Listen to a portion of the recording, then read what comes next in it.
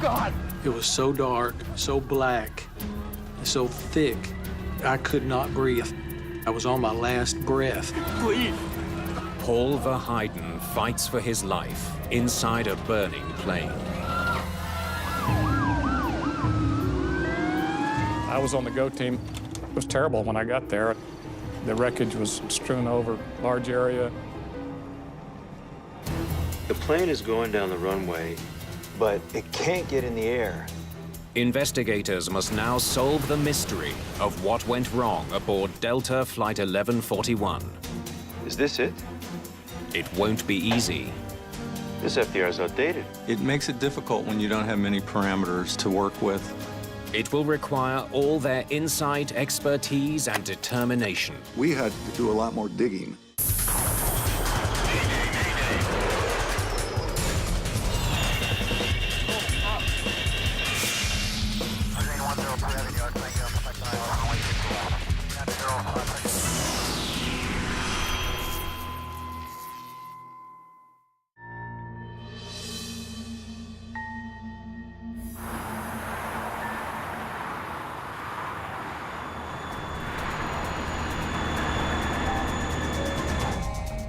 It's another hectic morning at Dallas-Fort Worth International, the third busiest airport in America. American 1056 fly heading 185, runway 18 left, cleared for takeoff. Controllers here handle more than 670,000 takeoffs and landings every year.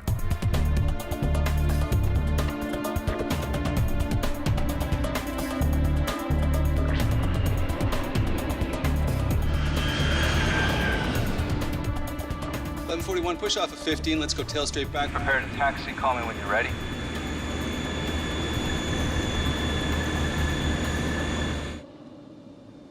Okay. Brakes off and tail straight back. Roger.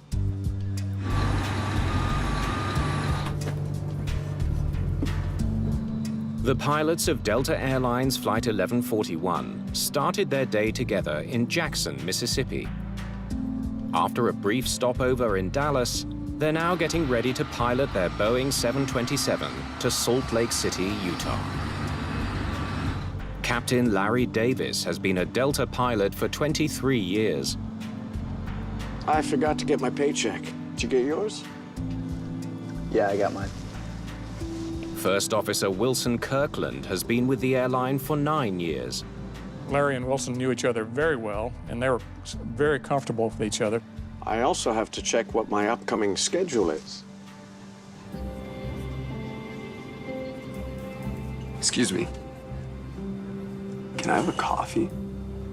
I'm sorry, you'll have to wait until we're in the air. Paul Verheiden is an architect flying to Utah on business. I had a project just outside Salt Lake City. I had to go up there to make some field surveys and measurements. Basically, routine trip. Clear. Start engines. Beacon? It's on. Parking brake. It's off. 40 PSI. The third crewman is the newest Delta employee on the team. Oil pressure rising. Flight engineer Stephen Judd. Start valve closed. 40 PSI. The engineer has his start sequence, which is a little complicated, so he's busy with his switches and his gauges. Start valve open. Oil pressure rising. Start valve closed. 40 PSI. Brakes set. You guys have a great trip. Brakes are set. Thank you. As the flight attendants begin securing the cabin, the 727's progress onto the taxiway is stalled. Delta 1141, give me a right turn and bring it between South ramp and 30, hold short of inner. 1141, roger. They have to wait for other planes to pass.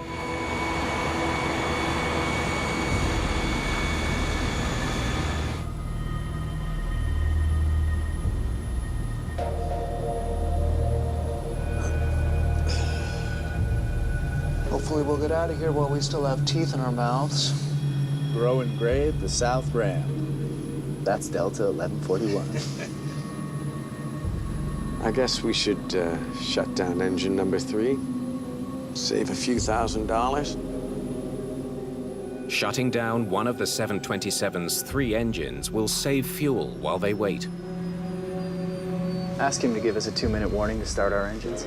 Okay. I should have brought something else to read.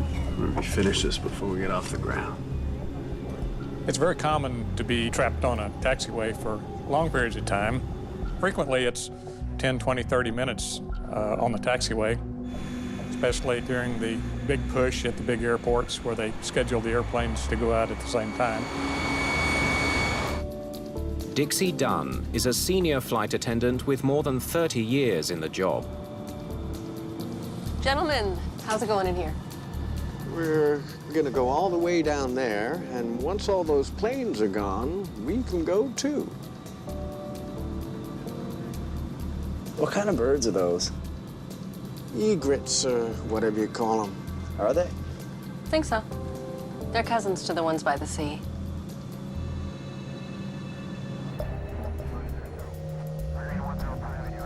M41, come south on the inner until taxiway 21, then move to the outer hold short of 19. 1141, roger. Now cleared to taxi. The 727 will have to join a long line of planes waiting to take off. So, what else are we going to talk about? Well, we could discuss the dating habits of our flight attendants. That way we have it on the recorder, you know, in case we crash. We gotta leave something for our wife and children to listen to.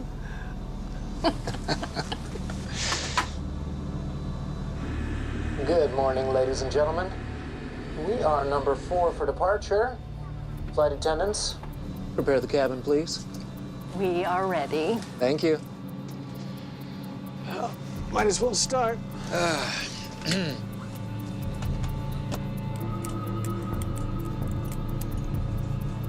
40 PSI. Number 3. Start valve open. In preparation for takeoff, the pilots restart the 3rd engine. As the air traffic controller juggles the many flights he's handling this morning, he spots an opportunity to get Delta 1141 back on track. 1141, taxi to position, runway 18 left and hold. Okay, 1141's position and hold. It's an unexpected but welcome change of plans. Instead of having to wait for 3 other planes to take off, Delta 1141 is told to move to the head of the line. Shoulder harness. They're on. Flaps. 1515 green light. Flight control. Tops and bottoms checked. Nav instruments. They're set. Takeoff briefing. Is complete.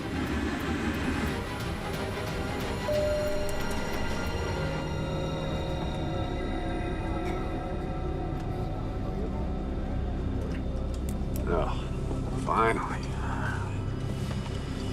Delta 1141, fly heading 185, runway 18 left, cleared for takeoff. 1141, 185, cleared to go.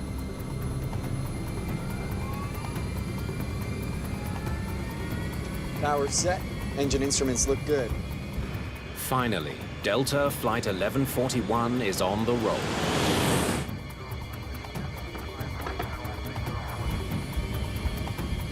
Before we took off, it was pretty normal. Don't remember anything unusual. Airspeed's coming up on both sides. The most difficult part of being an airline pilot 80 knots. is that last 5 seconds before the decision speed. Tension grows up to that moment. VR. V2. Something's wrong. I think we got engine failure. As the plane got off the ground, it kind of dipped, and then it kind of went up, and then there was a big bang. It kind of tilted one side and then the other. We're not gonna make it on full power. Captain Davis and First Officer Kirkland struggle to get their plane in the air. and then it just dropped.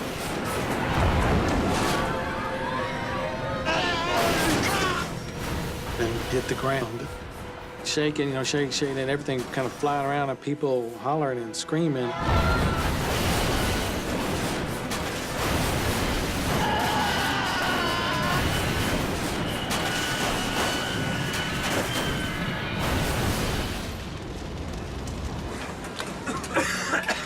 And then it stopped.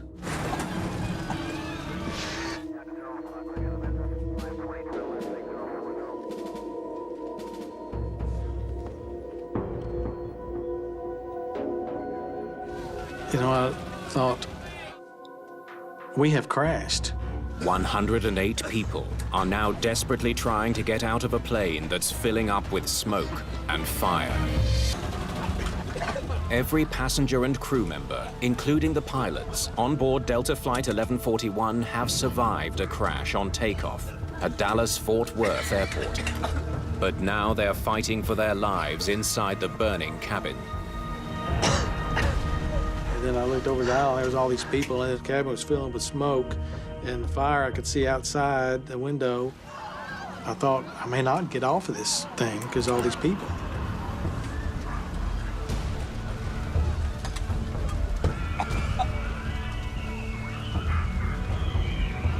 Hurry! Oh, God. I just was feeling people's backs, and they were moving, so I just followed along. Oh, God. Oh, God. It was so dark, so black, and so thick, I could not breathe.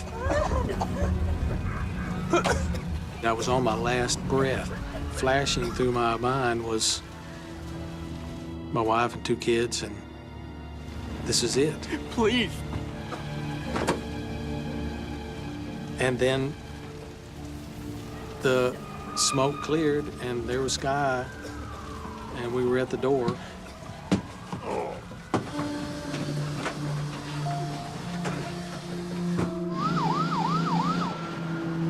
An airport rescue team is at the crash site in less than 5 minutes. News crews aren't far behind.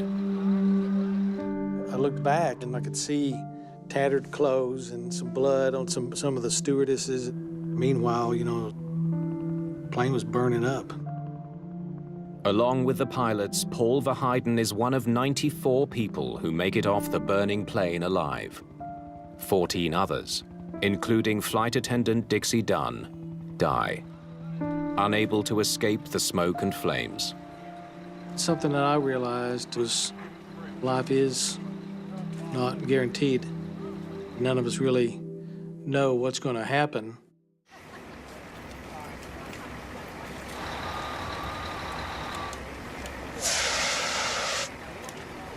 Investigators from the National Transportation Safety Board are quick to arrive on the scene.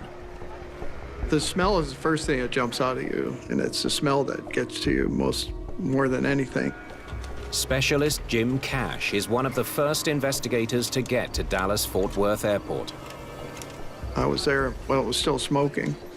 I've never been to an accident that early on before. I was on the go team, so my instructions were to just go to the accident site. It was terrible when I got there. The wreckage was strewn over a large area.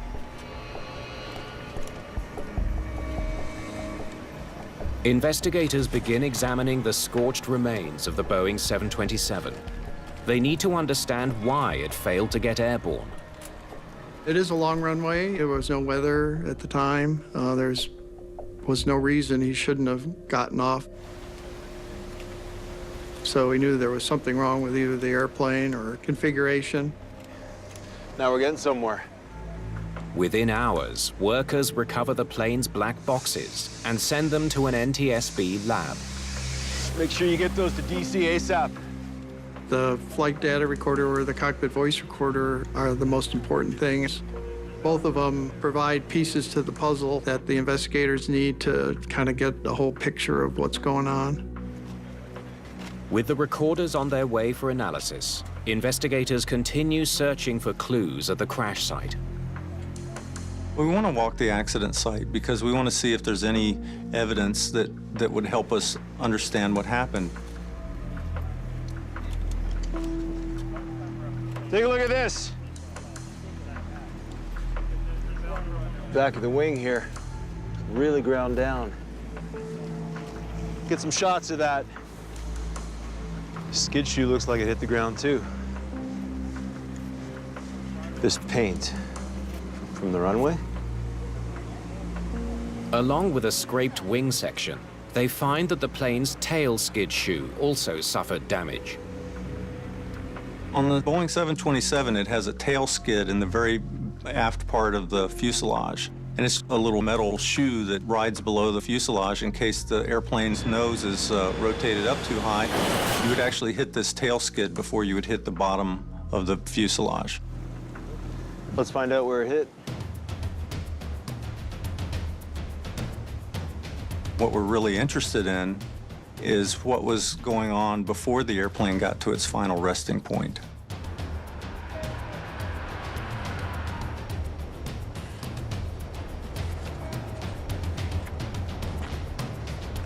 Bingo. First impact with the skid shoe right there.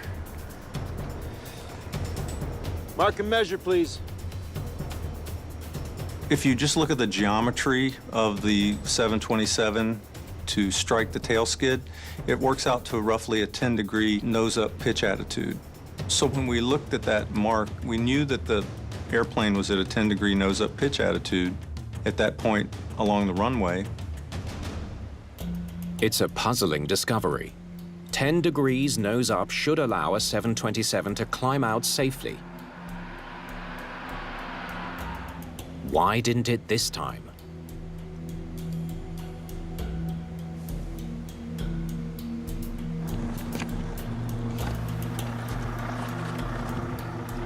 Looks like we have a match. Wingtip there. Fiberglass nav light beside it. Fact number 2. We found where the right wingtip had actually struck the runway, and it had deposited quite a bit of aluminum along a segment of the runway. And so that told us that there was a problem as far as the attitude of the airplane. Okay, let's take some measurements. Get this runway open. We knew that the pilot was having some kind of controllability problem at that point. Okay, so the plane is going down the runway. It can't get in the air. Its tail starts to drag, and the right wing hits the ground. As they wait for crews to recover all the aircraft wreckage, investigators try to eliminate as many possible causes for the failed takeoff as they can. What was the weight of the plane? One of the critical things for departure of an airplane is to get the weight calculated. If the calculations are wrong, say 2,000 to 3,000 pounds, the airplane may rotate, but it may not fly. The actual weight was 157,683 pounds. Well below maximum. Records show that Flight 1141 was 18,000 pounds below its maximum takeoff weight, well within the limits for the runway at Dallas. Okay, so if weight wasn't an issue, maybe they had a fuel imbalance. Let's check the fuel logs. The Boeing 727 is equipped with 3 fuel tanks. By managing how the fuel is consumed during flight, the pilot is able to properly balance the aircraft. Initial information that our guys got was that there might have been a fuel imbalance, that the refueling numbers were a little bit confusing. If the 727 was fueled improperly, it may have been dangerously unbalanced on takeoff. If there was more fuel in the right wing, that might account for the right wing scraping the runway that we saw in the accident. So we go check the refueling records to see how many pounds, how many gallons of fuel were put on. When they run the numbers. So what do we got? It's all fine. No imbalance in the fuel tanks. They can find nothing out of the ordinary. The weight and balance was correct. It was not a factor in the takeoff accident. It's another dead end.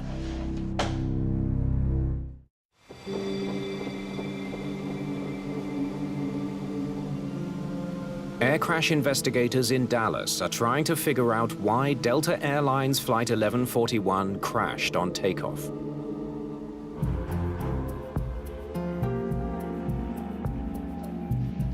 There was a lot of traffic at Dallas-Fort Worth. We could be looking at a wingtip vortex. Wingtip vortices are spirals of air that trail off the tips of an airplane's wings. The heavier the plane, the bigger the vortex. These tornado-like winds can sometimes be strong enough to pose an invisible hazard to other planes. One of the things that can cause an accident on takeoff, such as 1141, is if it's behind another aircraft and it happens to encounter the wingtip vortices, fly into those, it can upset the airplane. Did the plane in front of Delta 1141 create dangerous vortices? Was Flight 1141 cleared for takeoff too soon, bringing it too close to the plane ahead? Air traffic records show that the plane that took off just before Flight 1141 was Delta Airlines Flight 1486, another Boeing 727. They get takeoff clearance at 8:59:17. In this case, we did calculate the probable location of the wingtip vortices for the airplanes that were nearest to the accident airplane. By then, the other Delta plane was off the ground and already 7,000 feet ahead of them. Investigators know that the minimum Federal Aviation Authority requirements for separation between flights is 6,000 feet. We found that even assuming the vortices stayed as strong as they could possibly stay and that they moved in a manner that put them as close as possible to the accident airplane, that they would still be a significant distance away from the accident aircraft. More than enough clearance. So, it wasn't wingtip vortex.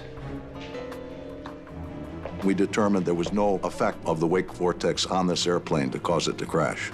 Excess weight, fuel imbalance, and wingtip vortices. 3 potential causes are now off the table. The failed takeoff of Delta 1141 is still a mystery. Hey, take a look at that photo.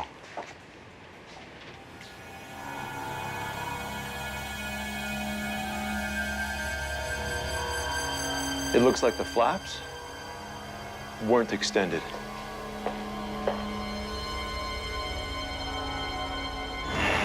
All commercial airliners must have their wing flaps extended for takeoff.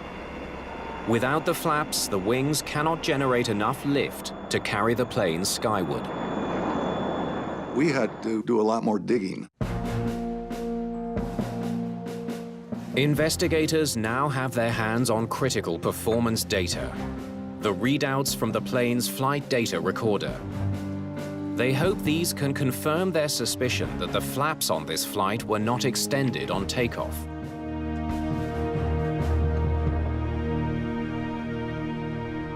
Is this it?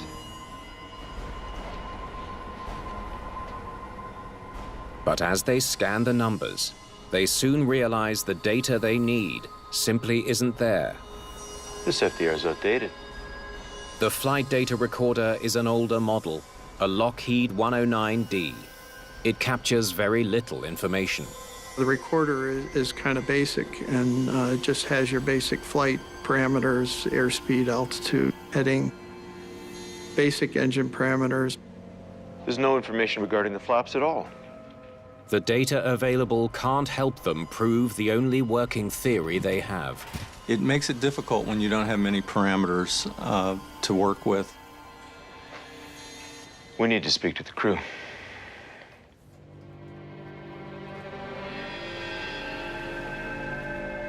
Human factors interviews, when you're fortunate enough to have surviving pilots in a serious accident, we hope to uncover something that's more intuitive than was evident on the flight data recorder or the cockpit voice recorder.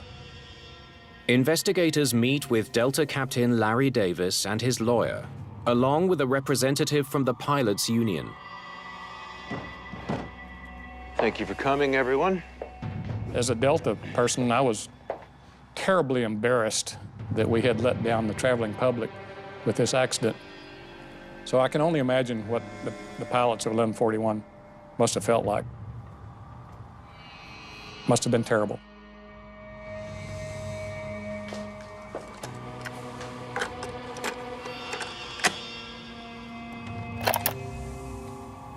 Okay, everyone ready? Let's try and figure this thing out.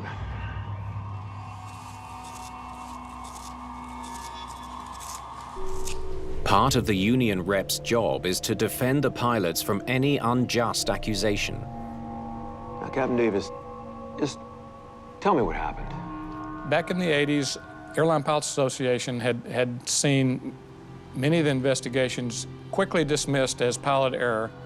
Why would you want to blame it on the pilot? It's real simple. We're the cheapest guys to nail. If you had an engine or an airframe that was found to be at fault, airlines could go bankrupt, manufacturers could go bankrupt. The price would be untold billions. Nail a pilot, and he goes away, and case over. We've been waiting for some time, trying to get permission to taxi. Hopefully we'll get out of here while we still have teeth in our mouths. Growing gray at the South Ram. That's Delta 1141.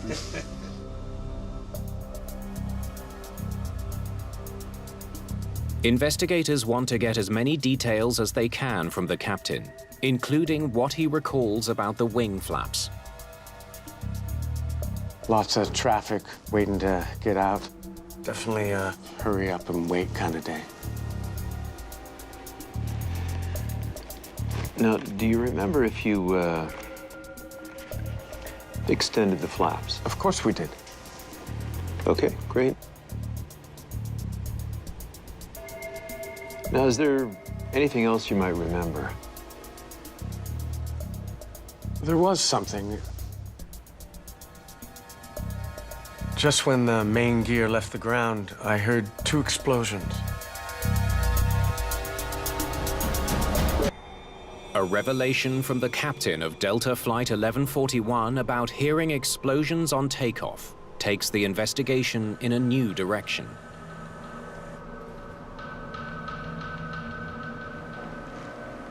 Explosions. That's right. It felt like we were experiencing reverse thrust. Engine thrust reversers are devices deployed on landing to slow the plane. If a reverser were somehow to activate on takeoff, the results could be catastrophic. That'll cause an airplane not to fly, and it'll stagger down the runway and crash because the wings stall. Okay, I think we're done for today. Thank you all very much for your time. There have been cases where a thrust reverser has come out inadvertently. There's been a malfunction. And so this is always in the back of our mind. This is a possibility. Investigators are chasing a new lead. The possibility that a faulty thrust reverser brought down the plane. So show me that thrust reverser.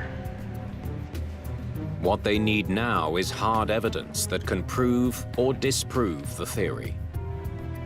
We were able to look at the engine thrust reversers in the wreckage after the accident. We thoroughly examined the mechanisms to make sure what position they were in when this airplane crashed. What they find leaves no doubt. Still stowed. They were all stowed in their proper position and could not have been extended and then pushed back in by the impact. That was ruled out totally. Captain Davis must have been mistaken about the sound he heard on takeoff. The thrust reversers had nothing to do with the accident. What if the captain's wrong? What if he just thinks they extended the flaps? Wing flaps are still a possible culprit. Time to see what that recording has to offer.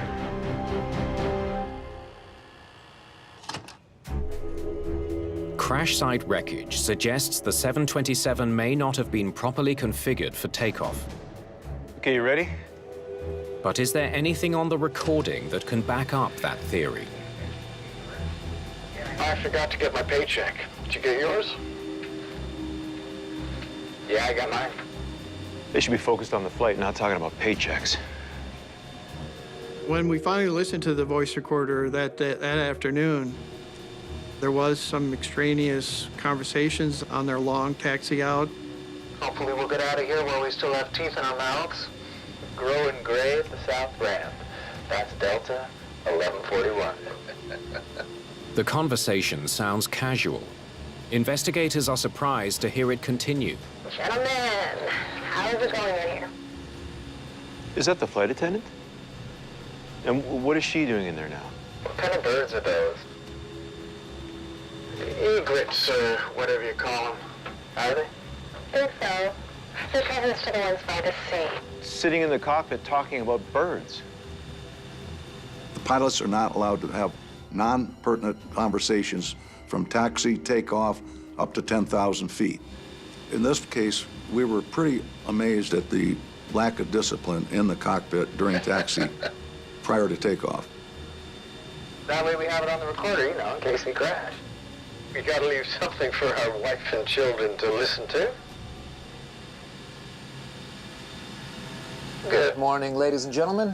We are number 4 for departure. Flight attendants, prepare the cabin, please. We are ready. Thank you. So far, they've heard nothing about the flap configuration. But what they hear next is another surprise. We might as well start. Number 3, start valve open. 1141, taxi to position runway 18 left and hold. Okay, 1141's position and hold. Hold up a minute, stop.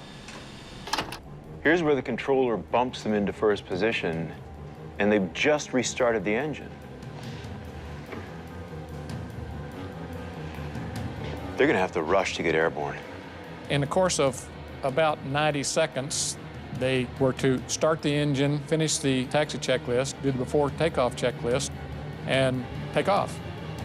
That's a rush. Play it.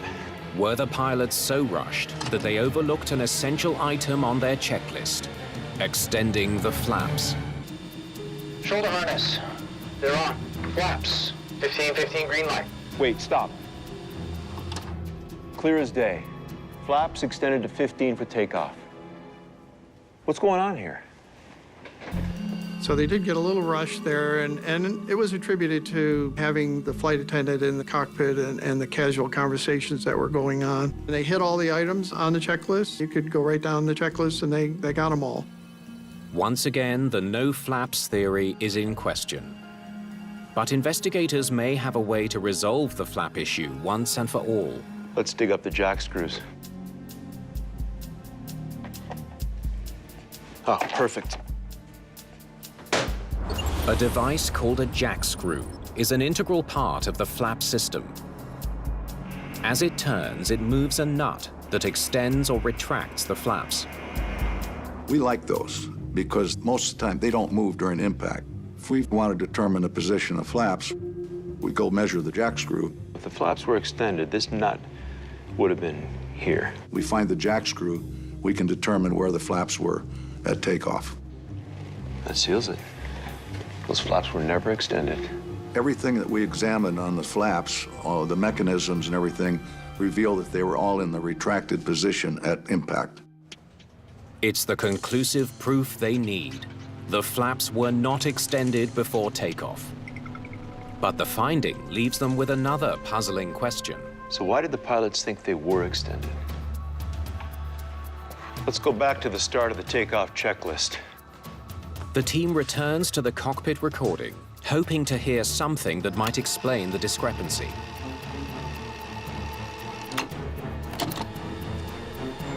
Shoulder harness. They're on.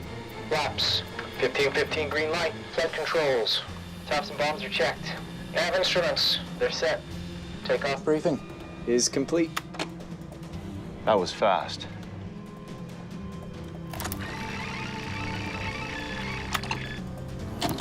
Shoulder harness. They're on. Flaps. 1515 green light. Is he checking or just answering?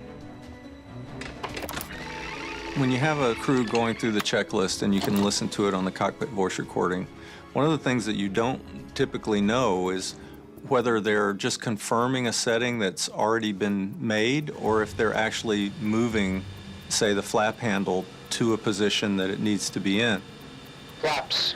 1515 green light. There was less than 1 second between the flaps call and his response. There's no way he had time to check and see if the flaps were actually out. No way. The speed of the first officer's response is an important clue. It would have been very difficult to actually move the flap lever from, say, 0 to 15-degree detent that rapidly. Investigators are convinced, despite his response, the first officer could not have extended or even checked the flaps in the time available. Flaps. 1515 green light. We didn't hear the flap panel being moved. I don't know what he was doing when the flight engineer read the challenge for flaps. He gave the correct response. That's all I can tell you is that he gave the correct response. You have to be totally focused on the task at hand. If you're doing the checklist in the middle of other conversations that aren't related to operating the airplane, then it's easy to get distracted and it's easy to miss things. The mystery of the flaps is finally solved. A rushed checklist led to the Delta pilots thinking that their plane was ready for takeoff when it was anything but. They probably didn't know, in a true sense, that they forgot. It wasn't intentional, that's for sure, and they just overlooked it. For investigators, there's still one critical question. The takeoff warning would have gone off. The Boeing 727 is equipped with a takeoff warning system specifically designed to prevent the kind of accident that killed 14 and injured dozens more in Dallas. If you apply takeoff thrust and you don't have the flaps in takeoff position, you would get a warning horn. There's no sound of the warning on the recording. It should have been sounding nonstop. And we didn't hear the takeoff warning horn go off. The alarm would have saved them. Why didn't it sound? So that made us think that there must have been some kind of a malfunction of the takeoff warning system.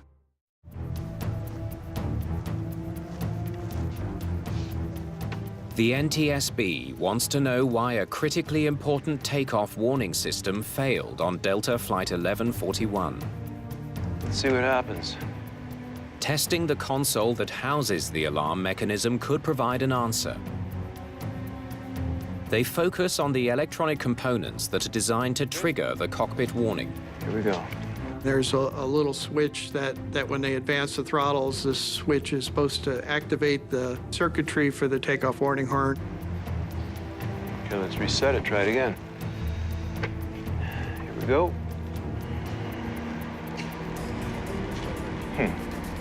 So it only works sometimes. What gives? Multiple tests reveal that what should be a fail-safe mechanism is instead intermittent and unreliable. When the takeoff warning system doesn't work, it is a big deal. There's a reason that it exists, and it's to prevent a catastrophic accident. Look at this. They find the reason for the failure on the terminals of the alarm mechanism: corrosion. And this. And they were able to determine that it was the switch on the throttle quadrant that, when you advance the throttles, didn't activate the system properly. If that button slipped off, the alarm wouldn't have sounded. The switch failed, and thus there was no oral warning. So it was a technical failure that happens extremely rarely, and unfortunately, they needed it that day. Investigators finally know what happened to Delta Airlines Flight 1141. So, it's now 8:58 a.m. Flight 1141 is lined up behind 4 other planes on the taxiway. The Delta crew breaks cockpit protocol while awaiting their turn to taxi. 1141, 185, cleared to go. Instead of setting the flaps for takeoff and focusing on the job at hand, they get distracted by idle chat. There are still 3 planes ahead of them when they're suddenly told to move past them to the runway. When air traffic control cleared them for takeoff in that surprise clearance, somebody should have said, wait a minute, we're not ready. We can't do that. We need time to run the checklist.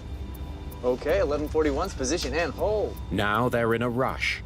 Shoulder harness. They're on. Investigators believe they are so rushed. Flaps. 1515, green light. Flight control. Tops and bottoms checked. That they fail to check if their flaps were properly extended. You don't want to rush through a checklist when it's vital that you methodically perform everything that's on the list, or else you're going to have a problem during the flight. A mechanical failure with the takeoff warning system meant that the pilots were not alerted to their mistake. The takeoff warning system is a great backup system, but those backup systems don't always perform as they should, so it's really up to the pilots to make sure that they're operating the airplane as methodically and professionally as possible. Without their wing flaps extended, a successful takeoff is virtually impossible. 1 minute later, at exactly 9 a.m.,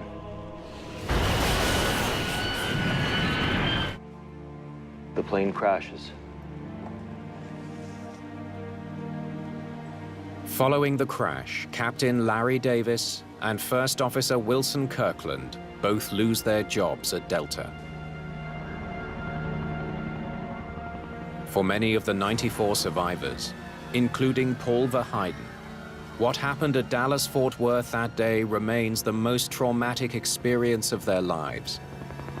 29 years later, it still is like it was yesterday it happened, and it still causes me to really appreciate given the opportunity to survive something like that. The NTSB concludes that a combination of pilot error and mechanical failure doomed Flight 1141. Their final report calls for changes to cockpit procedures. They recommend that each crew member visually confirm the execution of all checklist items to help ensure that none are missed. They also call for a study of the reliability of the takeoff warning system in all Boeing 727 models. The reason airplanes are so good today are because of these accidents. The job of the NTSB is to look at the mistakes that people have made in the past and make recommendations to keep this stuff from happening again. The lessons learned from this accident on cockpit discipline, proper training, proper leadership by the captain, that was positive. There are a lot of important things came out of this accident, improvements in aviation safety.